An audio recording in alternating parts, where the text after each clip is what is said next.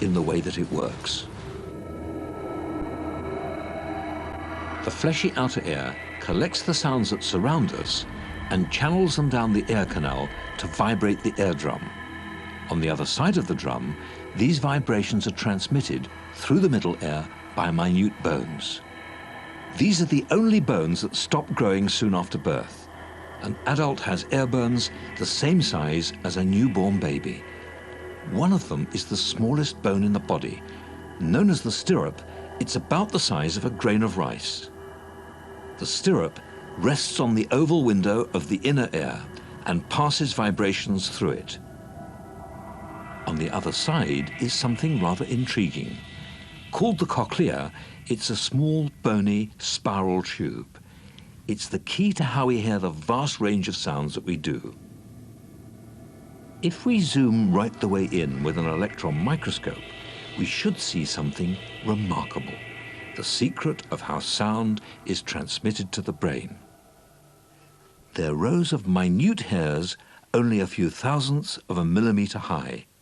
As noise vibrates them, they send electrical signals to the brain, which we experience as sound. It's fascinating to watch, and we're about to see it happen. Take a closer look at these V-shapes. They are, in fact, clusters of 3 lines of hairs, which are part of a built-in amplifying system. Now, if we take a look below, we should see the rest of the amplifier. There we are. The hairs are sticking out of a cell underneath, shaped like a sausage. It's actually been possible to isolate one of these hair cells, so let's see what it does when we play it some music. You might recognize the tune. 1, 2, 3 o'clock, 4 o'clock, rock. 5, 6, 7 o'clock, 8 o'clock, rock. 9, 10, 11 o'clock, 12 o'clock, rock. We're going to rock around the clock tonight. The joint's jumping, literally.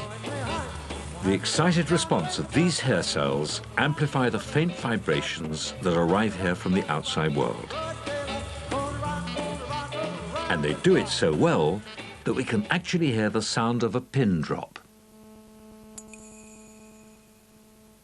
Unfortunately, from the moment we are born, one by one, hair cells start to die.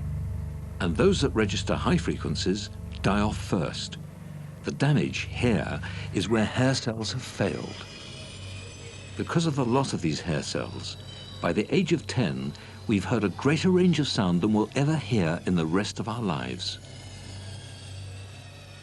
As we get older, some people continue to hear relatively well, but in others, so many of the amplifying hair cells have gone that they can only hear loud noises. Most cannot hear high frequencies anymore. So the sound of the New York subway, which younger people might hear as something like this, would instead be heard like this.